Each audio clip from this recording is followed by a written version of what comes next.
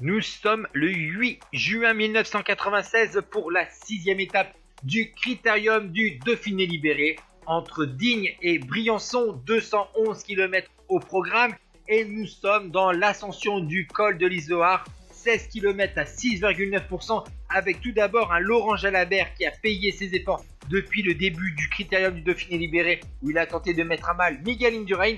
Et bien Jalabert est distancé. Devant, on a donc un quatuor avec Miguel Indurain, Luc Leblanc, Richard Virenque et Fernando Escartin. D'ailleurs, Luc Leblanc va accélérer tandis que derrière, Laurent Jalabert est accompagné de Chris Borman et de Pascal Chanteur. Mais l'écart se creuse en faveur de Miguel Indurain. D'ailleurs, Miguel Indurain va partir tout seul dans les derniers kilomètres de l'ascension du col de l'Izoard. Derrière, on a encore Escartin et Luc Leblanc. Encore derrière, il y a Richard Virenque.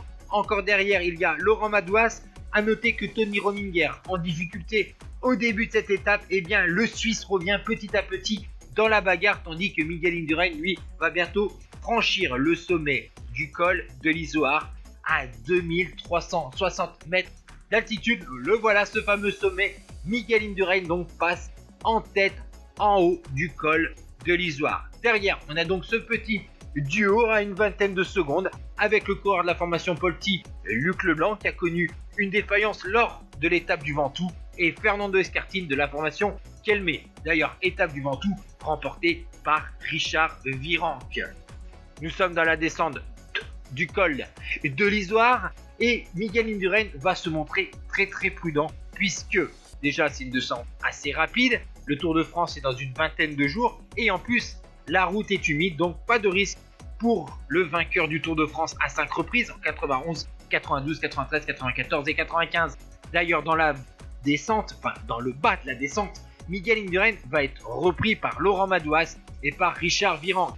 Derrière, Tony Rominger se rapproche à une vingtaine de secondes, mais la victoire d'étape va se jouer entre ces trois coureurs dans l'ascension de la petite côte de la Gargouille au sein de Briançon.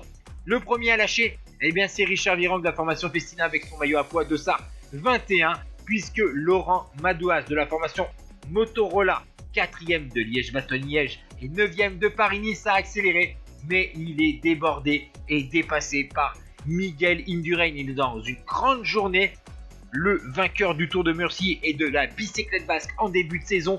L'Espagnol va donc passer en tête sur ce dernier virage et on sait qu'il est surpuissant. Miguel Indurain, Laurent Madouas ne va pas dépasser le porteur du maillot vert et bientôt porteur du maillot jaune, et c'est une victoire pour le roi Miguel devant Laurent Madouas. Richard Virenque lui prend la 3e place à 5 secondes. Il y a ensuite Tony Rominger qui a fait une belle remontée, 4e à 17 secondes. Luc Leblanc, 5e à plus de 20 secondes. Et enfin, Laurent Jalabert termine à 1,50 du roi Miguel Indurain, qui semble en très grande forme à l'approche du Tour de France 1996.